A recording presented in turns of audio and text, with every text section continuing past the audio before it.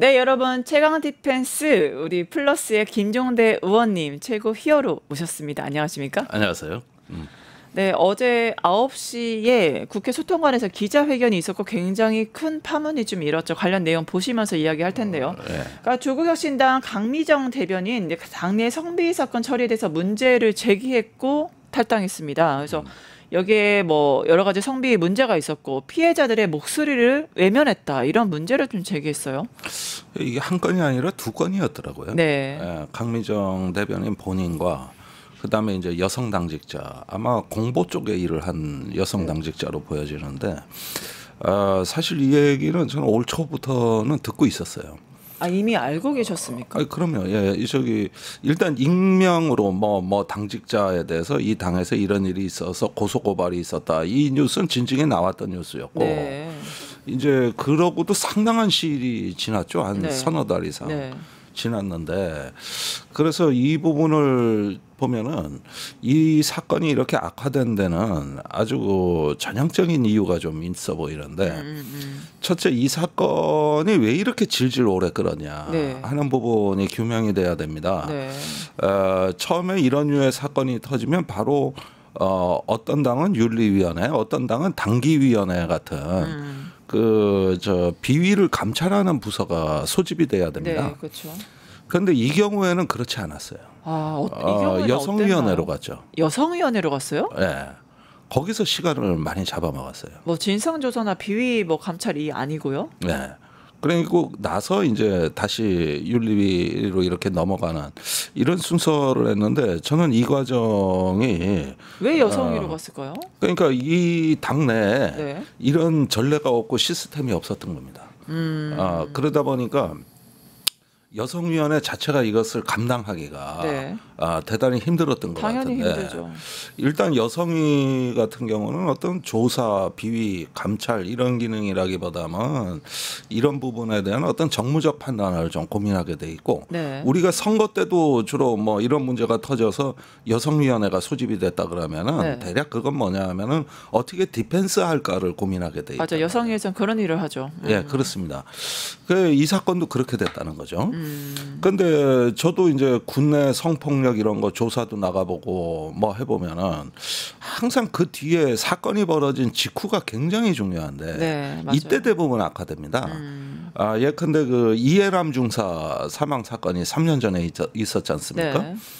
그때도 사건이 벌어지고 나서 한 60일 가까이 지나서 극단적 선택을 한 거거든요. 네. 그러면 2차 가해가 핵심이에요. 네. 사건이 벌어진 건 벌어진 겁니다. 네. 그러나 그것을 처리하는 과정에서 이제 피해자가 고립된다든가 네. 오히려 더 큰 정신적 압박감을 느끼면서 그래가지고 이게 잘못 풀리고 결국은 어떤 비극적 결론을 맞이하게 되는데 그 사이에 공군 법무실에서 가해자에 대한 어떤 불구속으로 병침을 바꿨고 그다음에 탄원서들 뭐 이런 거 한다고 해서 또 가해자가 또 부대원들한테 이 사실을 공지를 하고 이렇게 되면서 사태가 그냥 엄청나게 악화됐는데 그랬군요. 제가 이런 류의 사건들을 보면은 대부분 그래요. 우리 사회의 이 시스템이 정착이 안 된 조직들이 이 시간 끌기가 심각하단 말이죠. 이때 피해자가 극도로 취약하고 힘들어지는 건데 네.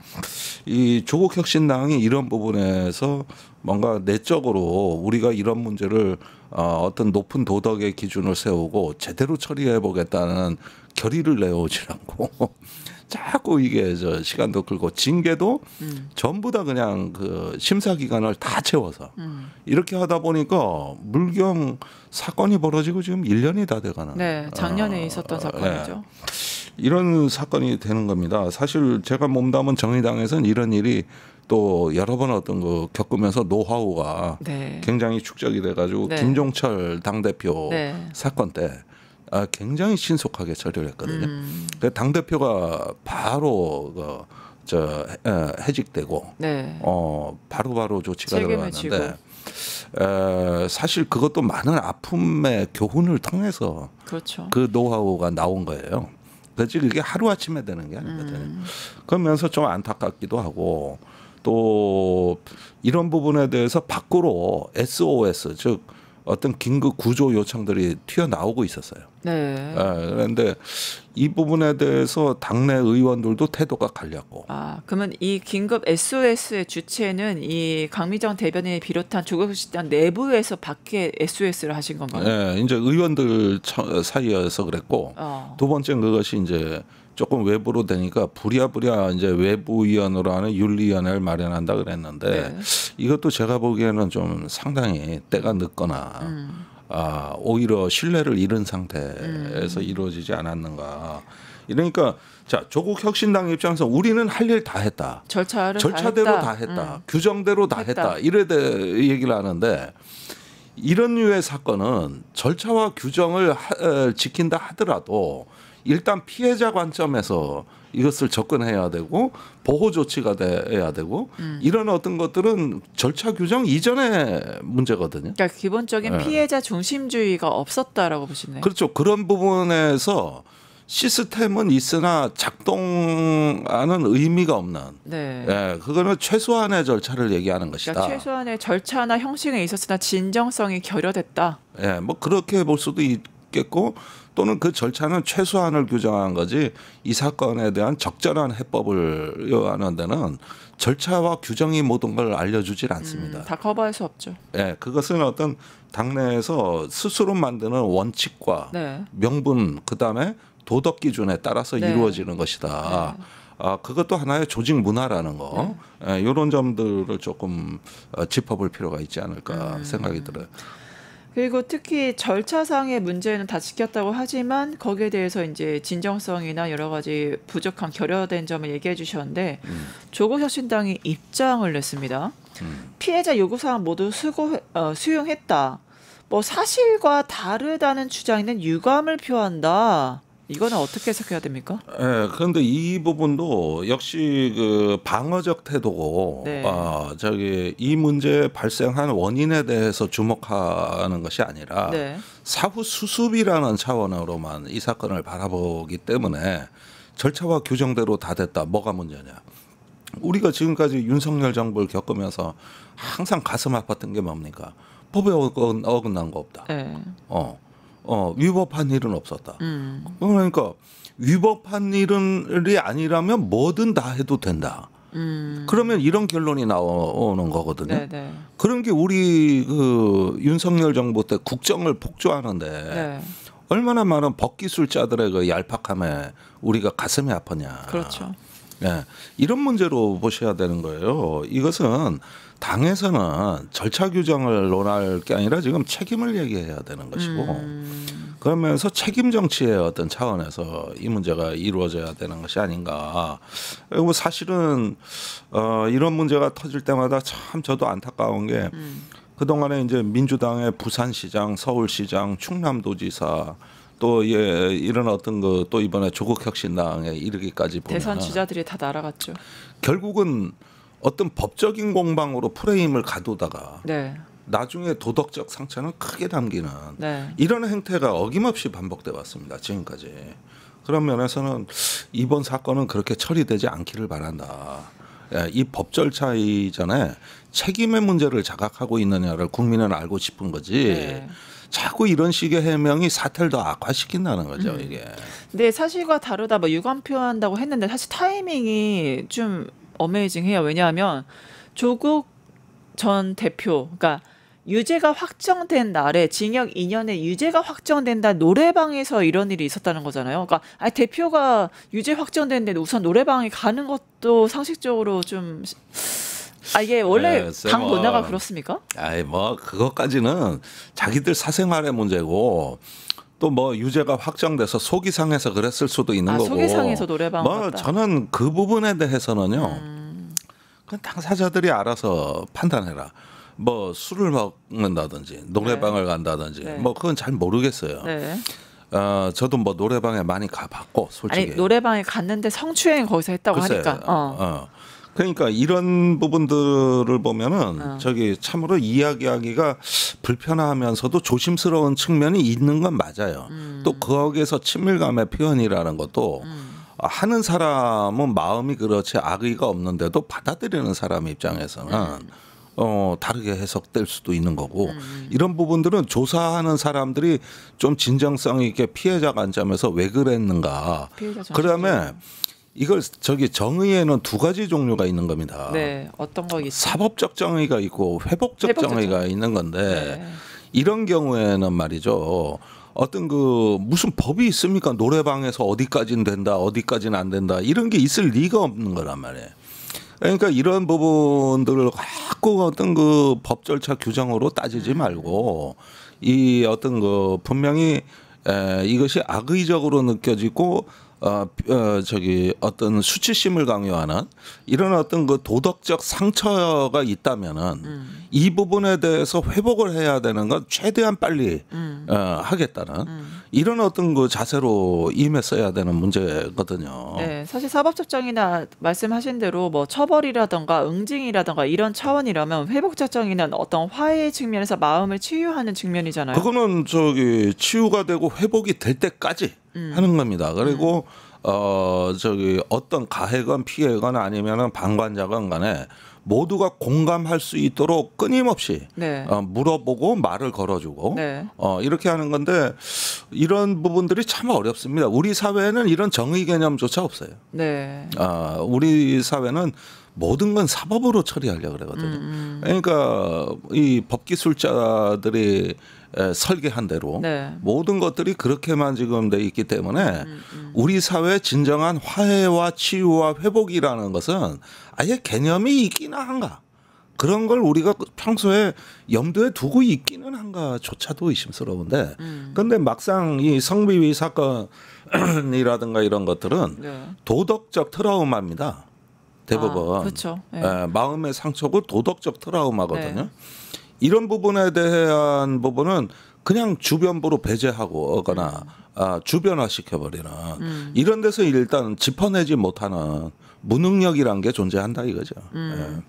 결국엔 강미정 대변인의 눈물을 보면서 기자회견을 전 국민이 보셨는데 여기에 조국혁신당 입장문을 보면요. 성추행 사건 자체에 대한 사과는 없었습니다. 그리고 당 차원에서 라는 단어를 꼭 집어넣었어요. 네. 이거는 좀 어떻게 보셨어요? 그러니까 정의당도 이런 식으로 대응하나요? 아니 이제 정의당 경우에는 네. 한 4년 전인가요? 김종철 당대표 사건이 있었는데 네. 굉장히 신속했죠. 당대표가 즉시 해임 조치가 된 거죠. 그럼 혁신당 입장에서 사과도 없었고 당 차원에서 이렇게 는 거는 좀 어떻게 보세요? 경험이 있으시니까. 아니 그러니까 당 차원에서 이걸 조사한다는 명분하에 또 뭐 여성위원회에서 이걸 갖다가 알아본다는 명분하에서 시간을 오래 끌은 그 자체가 일단은 2차 가해로 해석될 소지가 있습니다. 그 자체가 시간을 끌었던 그 자체가. 자체가. 그리고 분리 조치라든가. 그렇죠. 그다음에 원상 회복을 위한 다른 조치들이 바로바로 신속하게 이루어지지 않으면은 네. 그렇게 지연이 된 정의는 이미 사태를 악화시키는 불쏘시개가 됐을 가능성이 높다. 이 부분은 내가 자세히 말씀드릴 수는 없어요. 그런데 제가 분명히 한 가지 말씀드릴 건 뭐냐면은 제가 그때 조국 혁신당에서 조금 정의당이 이런 걸 잘 알지 않나 해서 모 의원한테 전화를 받았는데 네. 이게 올해 초거든요. 네. 그때 그런데 인지를 했다는 거군요. 아니 그때 어느 상태였냐면은 의원들이 6대6으로 짜게졌다. 이 가해자 때문에. 피해자의 관점으로. 그러면서 당 사무총장이라든가 당직자를 굉장히 강하게 규탄하면서 이 조국 대표 부재 중에 이렇게 되면은 정말 중대한 결심을 누가 할 수도 있다는 네. 이런 얘기를 하더라고. 그래서 조금 그거를 좀 상의하고 싶다 그런 게 이제 우리가 이런 일을 많이 겪었으니까 그래서 얘기를 하는 건데 차마 남의 당 얘기에 깊숙하게 제가 연루된다는 게 이건 또 다른 정치적 문제를 이야기할 수 있기 때문에 만나자는 걸 좀 유보시켰는데 그때 상당히 셌습니다. 그래서 어떻게 보면 이게 예고된 사건이었어요. 그리고 사실 조국당 같은 경우에 저번 원내대표 선거도 그렇고 이래 보면은 의원들 간의 이견이 조국 대표 부재 중에 좀 두드러지는 양상을 보이면서 이게 뭐 6대6으로 짜게졌다 이런 말이 그냥 괜히 지나가는 말이 아니라 다른 사안에서도 일부 있었던 걸로 저희는 얘기를 듣고 있거든요. 그러니까 이 아직까지도 조국 당은 이런 어떤 그 지역 조직이 좀 약하고 또 아마 강미정 대변인이 의정부 쪽에 뭐 지역위원장을 하는 걸로 얼핏 얘기를 들었는데 굉장히 열심히 하셨던 분이거든요. 네. 그래서 당으로 봐서도 큰 손실이고 이러면은 일단은 이런 걸 지키기 위해서라도 네. 당의 기구가 아니라 정의당 같은 경우는 예컨대 A라는 지역에서 문제가 터지면은 당기위를 갖다가 B라는 지역에서 합니다. 중앙당에서 연루된 사람들이 있고 이해관계자가 있기 때문에 아예 분리를 시키거든요. 네. 안 그러면 외부 인사로 그렇죠. 이렇게 하기 때문에 오히려 그게 당의 부담도 좀 줄이는 방식인데 네. 이 경우에는 보니까 당 내부로 이걸 끌고 와가지고 네. 너 누구 편이냐로 문제가 프레이밍 되기 시작했어요. 그래서 6대 6으로 뭐 가해자 편이냐 피해자 편 이런 식의 프레임이 나타나기 시작했다 하는 것들은 상당히 문제 해결 어렵게 본 측면이죠. 이미 1월달부터 6대 6으로 이게 분리가 됐기 때문에 좀 어려운 측면들이 있었던 거네요. 네, 안타까운 일이죠. 그러니까 아까 지연된 정의를 얘기하셨잖아요. 저차상 문제 얘기하시면서. 근데 조국 원장은 어제 낮까지만 해도 이제 침묵을 했다가 SNS에 글을 올렸습니다. 그래서 가해자 제명 소식 듣고 일단락된 거 생각했다. 당시 당적 박탈로 인해서 비당원 신분이라 할 수 있는 게 없었다라고 입장 표명했는데 어떻게 보셨어요? 그러니까 일단은 저는 좀 이 문제에 대해서는 조국 원장의 말도 틀린 건 아니고 일리가 있죠. 그런데 자, 이 문제를 자꾸 말이죠. 이런 절차를 떠나 가지고 우리가 한번 기본에서 한번 생각을 해보자 이것이죠. 지금 조국 원장 경우에는 그 2030 청년 극우화 발언이라든가 이런 어떤 부분에다가 이번에 성비까지 이렇게 보면은 이런 문제를 혹시 주변적 문제로 생각했던 것은 아닌가. 그 다음에 어떤 청년들에 대해서도 한 세대를 이렇게 싸잡아 얘기하는 것은 네. 정치인이 금기 중에 금기거든요. 그 다음에 2030도 탄핵에 대한 여론이 높았던 계층이거든요. 네. 결코 극우로 단정하기에는 이게 상당히 위험한 정의가 될 수 있거든요. 네. 그런데 검찰 개혁이나 내란 종식이라는 어떤 강렬한 프레임에 가려가지고 어떤 진짜 진보 정당이 가야 될 길을 이 부분을 평소에 성찰하지 못했던 거 아닌가. 그다음에 가해자 제명 소식을 들었다 그랬는데 피해자 원상 회복은 됐느냐 책임에 관한 문제가 이게 제대로 매듭을 졌는가 이 질문을 했었어야 되는 거거든요. 전 대표로서. 그러니까 이런 것들이 주변화돼 있는 문제로 봤기 때문에 그렇기 때문에 이런 식의 반응들이 나올 수 있는 거 아닌가. 그런데 이런 어떤 그 약간의 안이함이 그동안에 민주당부터 시작해가지고 우리 진보 진영의 그 요 몇 년 동안 우리한테 가해졌던 상처와 아픔이라는 것이 너무나 많고 또 그 깊이가 깊기 때문에 이걸로 얼마나 많은 손실이 있었습니까? 그러니까 이 부분에 대해 가지고는 당원이다 비당원이다 이런 어떤 그 논의가 계속 사람들한테 거부감을 불러일으키는 지금 논의가 되고 있거든요. 그래서 이거는 조금 우리가 기본의 문제로 좀 돌아갔으면 좋겠다. 정치는 책임이라는 거고 설령 일이 잘못됐더라도 책임 있는 자세를 통해 가지고 어느 정도는 또 회복으로 갈 수도 있는 문제거든요. 네. 예. 그러면은 비당원 신분이다 뭐다 그러면 그럼 본인이 왜 당을 창당했느냐? 그렇죠. 창당 자체에 대해서. 그렇죠. 본인의 비전. 아니 당명이 조국혁신당인데. 네. 그래서 이런 부분들까지 해가지고 나는 이 조국당이 너무나 검찰개혁 윤석열 종식 이라는 가운데서 자기 눈에 티끌을 보지 못하는 이런 어떤 그 자칫하면 우리도 괴물이 될 수 있다. 우리 긴급히 모여서 대화 좀 하고 소통 좀 해보자. 네. 이런 내부의 요구가 나오고 어떤 끝장 토론이 들어가야 된다고 봐요. 네. 그래야지 자꾸 지금 나오는 메시지들이 계속 지금 사태를 악화시키거든요. 결국엔 정치는 책임이다라고 하셨는데 이게 성비 피해자 문제를 외면했던 말 그대로 당명이 조국 혁신당이잖아요. 근데 혁신을 기대했던 국민들이 이 사건을 어떻게 바라보고 있을지. 글쎄 저는 어떤 그런 면에서 우리가 또 도움도 줘야 된다고 보는데 네. 지금까지 보면은 어떤 그런 강렬한 어떤 내란 종식 윤석열 타도라는 이런 어떤 그 목표가 다른 모든 것을 정당화하는 듯한 흐름으로 가면은 굉장히 위험해진다는 거예요. 거대 담론으로 다른 이슈들이 네. 그건 굉장히 위험해지는 거거든요. 네. 그리고 또 이런 것도 지지자들이 또 벌써 편가르기를 해가지고 네. 벌써 뭐 어제 JTBC 나가 이 얘기가 나오니까 댓글에 뭐 그럼 너는 깨끗하냐, 니네는 뭐 잘못 없냐. 이런 식으로 입막음하는 댓글들도 많이 올라오고 있거든요. 아마 오늘도 그럴 겁니다.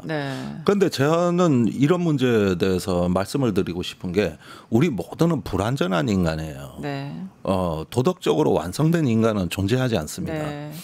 그러니까 이런 가운데서 어떤 소통을 하고 협력을 한다는 게 어떤 그 하나의 어떤 회복적인 정의로 나가질 않고 이 자체가 이 사건이 벌써 진보 진영 내에 이제 분열적인 불쏘시개로 그렇죠. 작동할 가능성이 크다 그러면은 이건 공멸입니다. 이건 공멸이에요. 이게 살아남질 못해요. 그런 부분에서 한번 인식의 각성이 있어야 된다는 것이고 특히 이런 아픔을 많이 겪어봤던 또 지켜봤던 사람 입장에서는 이 굉장히 안타까운 마음에서 드리는 말씀인데 이런 것까지 곡해를 하신다면은 정말 이제부터는 대화가 쉽지 않겠다는 느낌이 드는 거죠. 네. 민주주의의 특성이 다양성이고 그다음에 소통인데 그런 기능들에 대해서 지금 우려점이 있는 게 아닌가 좀 싶습니다. 아니 저는요 최근에 이재명 정부 들어와 가지고 이 진보 어떤 범진영 내 심각한 분열의 신호들이 계속 나타나고 있다는 걸 유심히 보고 있어요. 그러니까 외부의 유튜버들끼리 싸우고 뭘 어쩌고 왜 그러냐? 우리 공통의 비전이 없기 때문에요. 아 그렇군요. 그러니까 지금 이재명 정부가 뭔가 올해 연말연시를 지나면서 어떤 그 내란 종식을 넘어 그 이후 세계에 대한 어떤 그 확고한 어떤 철학과 원칙, 그다음에 비전을 제시하지 못하면 또 문재인 정부 꼴 납니다. 우리끼리 싸우고 그거 안 될 것 같습니까? 그때 문재인 정부가 2년간 적폐 청산한다 그러면서 허구한 날 그거 하고 그 다음이 없었어요. 모든 개혁이 미뤄지고 그러다 어떻게 됐습니까? 그냥 넘겨준 겁니다. 지금 우리가 이재명 정부가 지지율 60% 나오고 뭐 해서 지금은 이제 어느 정도 성공하는 것 같지만 그 이후에는 뭐가 있는 거죠. 그 부분을 고민 안 하면은 이 전략가들이 이런 부분에 대해서 고민을 안 하고 이런 문제에 대해서 도덕적인 안이함을 보인다? 그러면은 상당히 이건 문재인 정부 시즌 2가 거의 정해진 운명이라는 거예요. 또 최강욱 민주당 교육원선장 얘기 안 할 수가 없는데 그 2차 가해자로 지목이 됐습니다. 그래서 정천회 대표 진상 조사해라 이렇게 오더가 내려왔는데 어떻게 보셨어요? 그러니까 이 부분도 일단은 그 조국혁신당 세종시당에서 이제 강연을 하다가 나온 얘기인데 사실은 그 사면복권 받고 조국 대표의 광폭 행보 그때 이제 같이 사면받은 사람이 이제 최강욱 의원 아닙니까? 거기서 뭐랄까 우리는 승리했다. 그러면서 대드는 놈들 다 나쁜 놈들이다. 이런 것도 제대로 모르면서 떠든다. 그러다가 이제 문제 개돼지 발언이 나온 거거든요. 그러니까 이런 부분에서 조국혁신당의 어떤 당원들의 단합하기 위해서 강연을 갖고 거기에서 그 여러 가지 당원들의 사기를 올리기 위해서 했던 발언이라면은 난 그 취지는 이해가 가. 그리고 또 저만한 적임자도 없어요. 그런데 이것을 거기에 강연을 듣던 사람이 녹취를 해서 이건 문제가 있다고 해가지고 그 강 대변한테 제보를 했죠. 제보를 한 것이거든요. 그렇다면은 이 교육하러 간 목적에서도 이미 일탈한 거 아니냐. 사실은 무언가 이런 어떤 진보 정당들 제3의 정당에서 우리가 해야 될 거는 어떤 적과의 싸우는 어떤 투쟁 목표뿐만 아니라 내부의 어떤 중심과 원칙을 만들고 거기에서 좀 모범을 만들어내는 어떤 취지도 있었을 것인데 이 부분에 대해서는 아니하니까 결국은 듣고 있던 청중이 누군가가 네. 이걸 녹취해가지고 제보를 해버렸단 말이에요. 그러면 초청한 세종시당 입장에서는 거기가 또 저 징계받은 시당 아닙니까? 네. 이 뭐 강 대변인 말에 따르면은 여기가 세종시당이 이 문제 성비 문제 해결을 요구하다가 시당 위원장과 운영위원들이 네. 제명당한 데다. 그러면은 제가 보기엔 그 시당에서 그게 질문에 답변하는 형식으로 최 의원이 얘기했는데 왜 그런 대화가 나왔겠냐는 거야. 그 시당이 당사자가 돼버린 거죠. 이 사건에. 네. 그러니까 우리 지금 이런 문제가 있다. 이럴 때는 어떻게 해야 되냐. 이런 류의 질문이었을 가능성이 상당히 큰 건데 거기에다가 이제 저기 뭐야 이런 부분들을 어떤 정치의 책임이라는 어떤 부분으로 답변을 했으면 아주 좋았을 거를 네네네. 이걸 이상한 정치 논리로 답변을 한 것이니까 그러니까 사달이 난 거 아니냐. 그래서 그 자리에 특성이 있었던 거 아니냐. 네. 무언가 위로받고 싶고 또 이런 걸 통해서 회복하고 싶어하는 그 마음에 대한 질문에 대한 답변으로 이것이 나온 것이라면은 이건 문제가 심각한 거죠. 그래서 이 말이 왜 나왔는지가 언론에 이게 전혀 보도가 안 되는데 네. 저는 세종시당이라는 데 주목을 하는 거거든요. 그래서 이 부분까지 좀 살펴서 좀 이 부분이 제대로 감찰이 돼야 되지 않을까. 그래서 이거 아마 당직 맡은 지가 이 교육연수원이 얼마 안 되신 걸로 아는데 이런 일이 터져 대단히 유감입니다. 네, 실제로 이제 강미정 전 대변인이 최강욱 그 의원 발언을 듣고서 굉장히 좀 찌라신 줄 알았는데 놀랐다 이런 말을 했었잖아요. 아마 그것 때문일까요? 전천혜 대표 아까 말씀드린 대로 네, 당 윤리감찰단의 진상 조사를 지금 명령을 내렸어요. 그러면 일반적으로 절차가 어떻게 됩니까? 이게 징계까지 가나요? 그렇죠. 윤리감찰이라는 거는 이제 그 국민의힘으로 얘기하자면 윤리위원회, 네. 정의당으로 얘기하면 당기위원회, 네. 제일 세죠. 여기서 그 독립적인 그 조사를 하게 될 것이고, 네. 그다음에 이제 각종 징계안이 이제 어느 징계안인지 건의가 되겠죠. 네. 물론 결정은 당 대표가 합니다. 네. 그런데 뭐 낮은 수위의 주의 경고부터 높은 수준으로는 이제 당원권 정지나 제명까지도 네. 있을 수가 있는 거기 때문에 그 중에서 어떤 판단을 하게 될지는 지켜봐야 된다. 네. 다만 이런 부분을 통해서도 당에서 우리 최강욱 의원에 대해 철저히 조사하고 다 잘라버렸다. 이런 식의 또 그냥 어떤 거 꼬리 자르기로 나가지 마시고 네. 특히 민주당은 반성할 점이 많은 당이기 때문에 네, 과거에 그런 전력이 있다고 보시는군요. 그렇죠. 그러니까 이런 부분에서도 이번만큼은 좀 제대로 처리해보자. 네. 이런 결의가 좀 나와줘야 네. 아무리 그래도 윤리감찰단도 외부의 여론을 신경 쓰게 돼 있으니까 그렇죠. 어떤 그런 면에서 어떤 지도부의 의지가 이렇게 전달이 되고 이렇게 돼야지. 하필이면 그 저 사면 복권된 지가 광복절이라서 얼마 되지 얼마 안 된 한 2주 가량 만에 이게 사면 받은 당사자가 문제가 된 거기 때문에 네.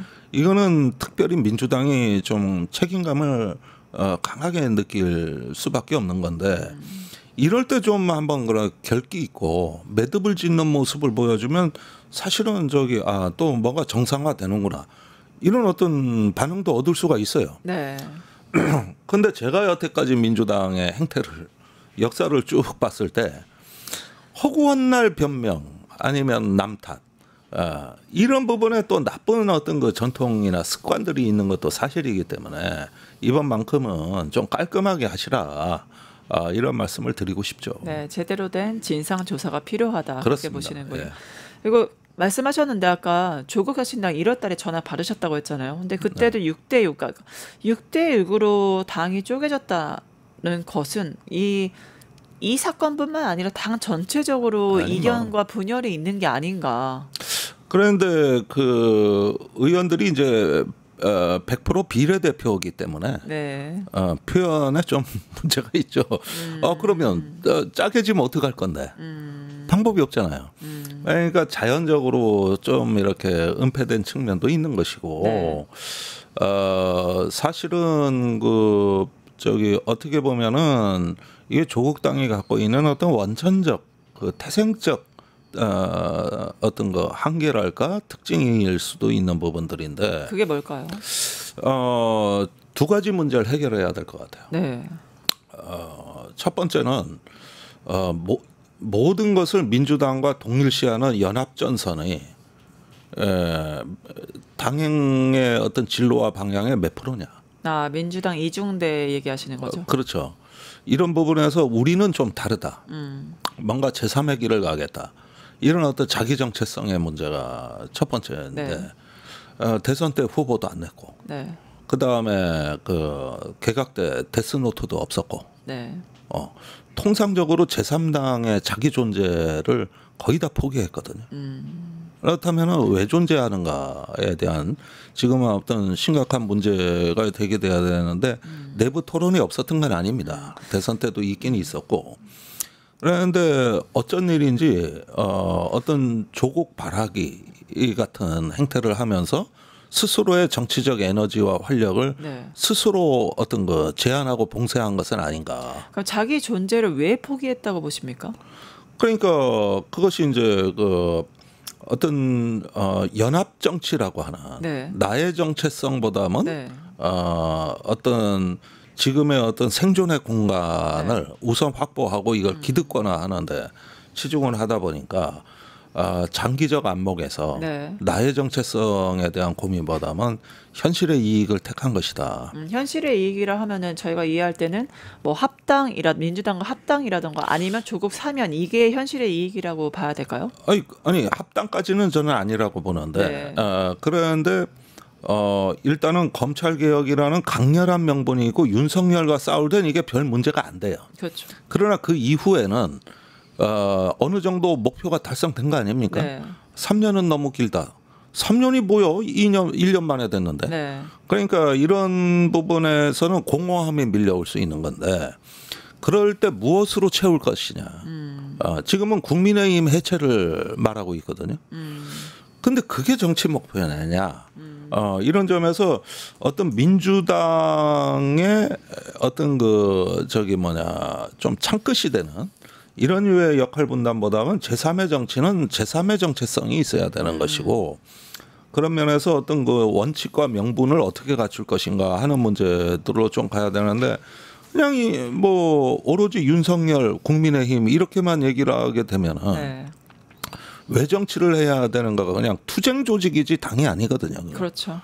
그래서 이 부분을 조금 한번 깊이 성찰할 필요가 있겠고 두 번째는 그 어떤 내란 종식이라는 구호가 먹혀드는 계층 외로 확장성이 지금 나타나지가 않는데 이 청년층에 대해서 조금 어떤 적절한 자기 어떤 정책 모델이 준비되어 있는가. 그다음에 어떤 통합을 위한 메시지가 돼 있는가. 이런 것보다는 선민의식에 조금 있는 거 아닌가. 이런 부분들을 이번 기회에 점검해서 당 명칭 그대로 혁신을 해야 될 필요가 있지 않을까. 그런 어떤 그 조언을 드리고 싶고 또 그렇게 되지 않을까 생각이 됩니다. 네, 제3당으로서 제3당의 정체성을 다시 찾았으면 좋겠다라는 말씀 주셨습니다.